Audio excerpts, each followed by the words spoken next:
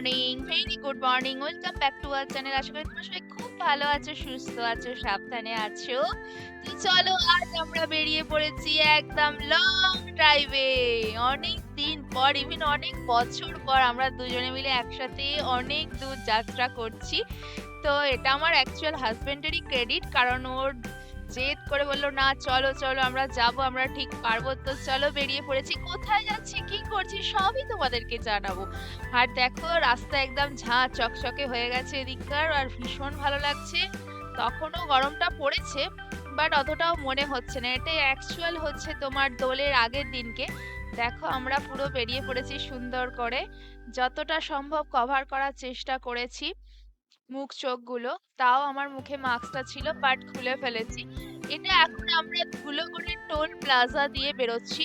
Toll প্লাজায় bike বা scooty এইগুলো ফ্রি আছে, টু হুইলার গুলো ফ্রি আছে, ফোর হুইলার গুলো পেড করতে হয়। তো চলো আমরা এখন সাইড দিয়ে বেরিয়ে যাব। এটা অ্যাকচুয়াল ধুলোগড়ের টোল প্লাজা। তো আমরা যাচ্ছি হচ্ছে মেদিনীপুর, ঘাটাল যাব, ওখান থেকে যাব চন্দ্রকোনা রোড। কেন যাচ্ছি, কে আছে, সবই তোমাদেরকে বলবো। তো চলো, প্রত্যেকটা বাইক স্কুটি দেখো ওখান দিয়ে বেরিয়ে গেল। আর এখানকার যে সৌন্দর্যটা ভীষণ ভালো লাগছে। ইভেন অনেক বছর পর আমরা যাচ্ছি। আমরা বিয়ের আগে যেতাম বাবা মার সাথে, যখন চন্দ্রকোনা রোড যেতাম তখন গাড়ি নিয়ে যেতাম, কিন্তু এখন তো অনেক বছর পর যাচ্ছি। তো চলো, বেশ ভালোও লাগছে দেখতে। আর উইকেন্ডে বুঝতেই পারছো, দোলের জন্য 3 দিন ছুটি, সানডে মনডে টুইসডে দোল আছে, হোলি আছে, ইভেন সানডেও পড়ে গেছে একসাথে। বেশ একটা এনজয়েবল মোমেন্ট শুরু হয়ে গেছে। আর এদিকে মেয়ের পরীক্ষাও হয়ে গেছে, অ্যাডমিশনও হয়ে গেছে, তো আর টেনশন অতটা হচ্ছে না। তো চলো একটু ঘুরেই আসা যাক। তোমরাও আমাদের সাথে লং ড্রাইভটা এনজয় করো। এটা আমার অনেক দিনের ইচ্ছা ছিল যে হাজবেন্ড চালাবে, আমি পিছনে বসবো। আমরা খুব এনজয় করতে করতে যাব, সত্যি আমরা খুব এনজয় করেছি।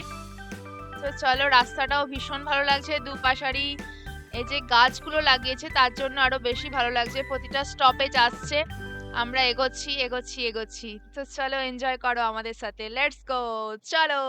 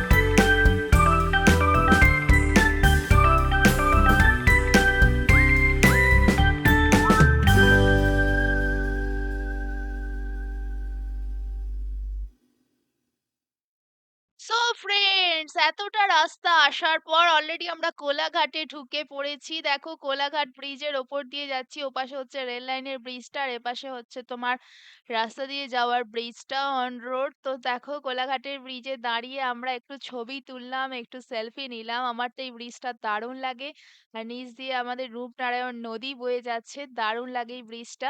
তো চলো আমরা এখানে একটু দাঁড়ালাম, ইভেন এখানে দাঁড়িয়ে এখানকার যে সৌন্দর্যটা একটুখানি উপভোগ করলাম। সচরাচর আমরা এরকম সৌন্দর্য দেখতে পাই না। তো এখানটা দাঁড়িয়ে বেশ মজা করতে কাঁপছে। ভালোই লাগছে। বৃষ্টিটা খুব পুরো সুন্দর লাগছে চারিদিকে। আর বর্ষাকালটা তো এখানে দারুণ লাগে। তো চলো কোলাঘাটে স্টে করে আমরা একটা ওই খাবারের দোকানে এসে এখানে কিছু একটুখানি খেয়ে নেবো ব্রেকফাস্ট। কারণ এখান থেকে আরো পথ আমাদের এগোতে হবে। একটা মানে মিডল পয়েন্টে এসে আমরা এখন দাঁড়িয়েছি। এখান থেকে আরো আমাদের মোটামুটি ২ ঘন্টা বা ১.৫ ঘন্টা, পৌনে ২ ঘন্টা মতো যেতে হবে। তো আমরা নিয়ে নিয়েছিলাম এখানে রায়তা, আলুর পরোটা। আলুর পরোটাটা না একদম অন্যরকম এখানকার। আলুর পরোটা আমরা কিরকম জানি গোল হয়, বেশ একটু বাটারে ভাজা থাকে, ভেতরে আলুর পুর থাকে। কিন্তু এখানে আলুর পরোটাটা জানি না একদম সেঁকা, একদম অন্যরকম বানিয়েছে। আর তার সঙ্গে ছিল ভেজিটেবলস। তো দেখো আমরা আবার খাওয়া-দাওয়া করে বেরিয়ে পড়লাম।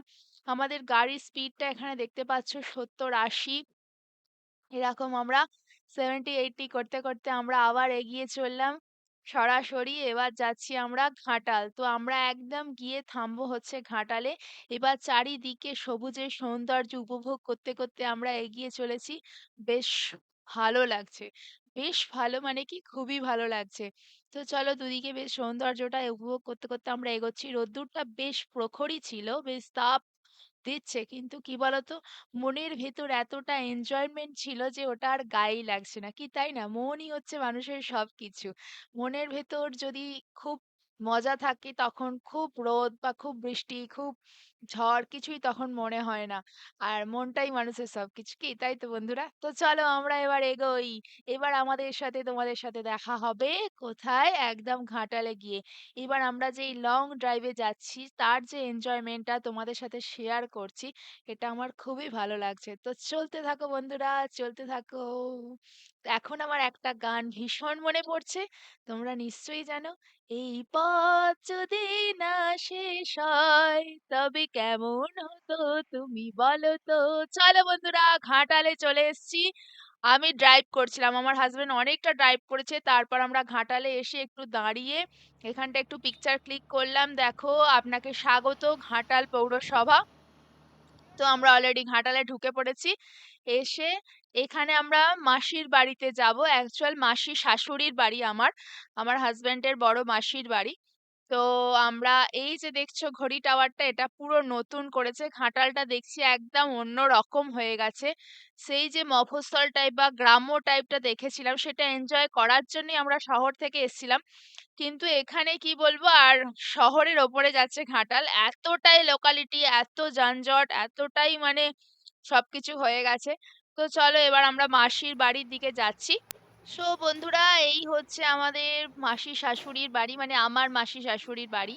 দেখো বাড়ির পিছন দিকে হ্যাঁ। একটা খুব সুন্দর পুকুর আছে। পুকুরটা বেশ শান্ত, নিরিবিলি, চারিদিকে এখন দুপুর বেলা, বুঝতেই পারছো।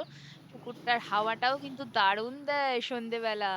তো দেখো এইটা হচ্ছে মাসির রান্নাঘর, ওই যে কত বৌদি রান্না ব্যস্ত করছে। হয়ে কাজ হচ্ছে। আর এখানে মাসি হচ্ছে এই যে দৌড়াদৌড়ি করছে, বৌদি এখানে রান্না করছে। বৌদি দেখেই হ্যাঁ, পুরো তুমি হো হো এটা করে হেসে হাসতে আরম্ভ করে দিচ্ছে। তো এখানে হচ্ছে বৌদির এখন রান্না করছে মটন কষা আর তোমার ফ্রাইড রাইস। এটা হবে আজকে আমাদের দুপুরের ঝাকাস মেনু। তো বৌদি এখন খুব ব্যস্ত আমাদেরকে রান্না করে খাওয়াবে বলে, বুঝতেই পারছো। তো আর দেখো এবার তোমাদেরকে একটু ঘুরিয়ে দেখাই। এই যে পার্থদা বসে আছে, এটা হচ্ছে বড়দা। আর ছোটদা হচ্ছে অপুদা, সে হচ্ছে কলকাতায় থাকে। এটা হচ্ছে রিজুর বেডরুম, মানে হচ্ছে পার্থদার বৌদির একমাত্র ছেলে রিজু। সেও এখন নিউ টাউনেই থাকে, আইটি সেক্টরে জব করে। এটা হচ্ছে রিজুর রুম। আর এখানে একটা বারান্দা আছে, বারান্দা দিয়ে পুরো রাস্তাটা দেখা যায়। মাসির বাড়িটা পুরো রাস্তার ওপরেই। মাসির বাড়িটা অ্যাকচুয়াল বিশাল বড়, মানে একতলা, দোতলা, তিনতলা বা চারতলা, সবগুলোই তোমাদেরকে ঘুরিয়ে দেখাবো। আর ওই দিকে চলো, ওই দিকটা হচ্ছে তোমার, এটা হচ্ছে মাসির বেডরুম। মাসির বেডরুমের একদিকটা খাট, এদিকটা একটা খাট মতো পাতা আছে, আর ওইদিকেও ও একটা খাট পাতা একটা আছে। জায়গা আমার নিয়ে হাজবেন্ড নিয়েছো না এখানে তুমি? এসে পুরো একবারে এই বিড়ালটা লম্বা পারফেক্ট। হয়ে শুয়ে হ্যাঁ, পড়েছে। একার কেন জন্য বারবার হুম। পারফেক্ট। বসে থাকো? তাই? আর এই তো দেখো মাসির এটা বেডরুম। এখানে হচ্ছে মাসির, এটা হচ্ছে ড্রেসিং টেবিল। এখানে হচ্ছে বেড পাতা রয়েছে। ঘরগুলো ভীষণ সুন্দর, না, বেশ আমি বড় সীতাভোগ বড়, আর এনেছি। বেশ খুব হাওয়াও দিচ্ছে। তো চলো তোমাদের সাথে আলাপ করিয়ে দিলাম মাসির সাথে, বৌদির সাথে। Good evening friends, very good evening. তো চলো আমরা এখন বেরিয়ে পড়েছি সন্ধেবেলা একটু এদিক ওদিক ঘোরাঘুরি করতে। তো নদীর পাড় দিয়ে অনেকটা রাস্তা গেলাম। নদী এখন সেই নদী নেই। হ্যাঁ, নদী এখন খাল হয়ে গেছে।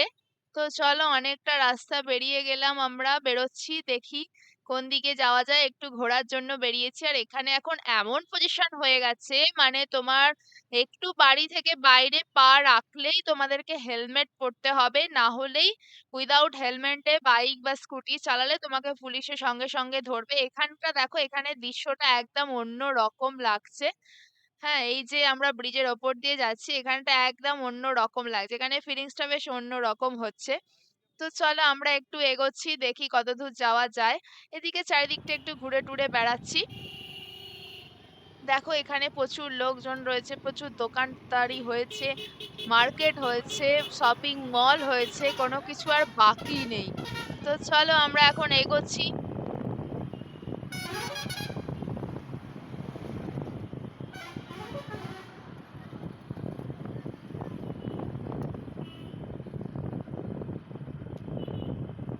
হচ্ছে এতে চলে এসেছি টাওয়ারটা যখনই দেখি।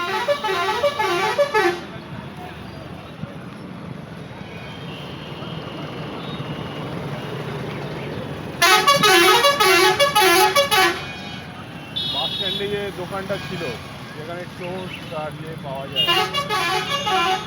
সেটা কোথায় গেল? বন্ধুরা, অনেকটা ঘোরাঘুরির পর এবার আমরা চলে এসেছি, এখানে বাস স্ট্যান্ডে আছে একটা চায়ের দোকান। এখানে একটা স্পেশাল জিনিস পাওয়া যায়, সেটা হচ্ছে তোমার ওই যে দুধটা মেরে মেরে যে ননি করে না, সেই ননিটা ওই তোমার এই কোয়াটার পাউরুটির ওপর দিয়ে সুন্দর করে তার ওপর চিনি দিয়ে অসাধারণ খেতে লাগে। তোমরা একবার ঘাটালে গেলে অবশ্যই খেয়ে দেখো। তো চলো বন্ধুরা, আজকের মতো ব্লগটা আমি এখানেই শেষ করছি।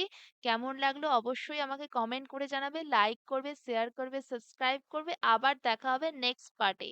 আজকের মতো টাটা।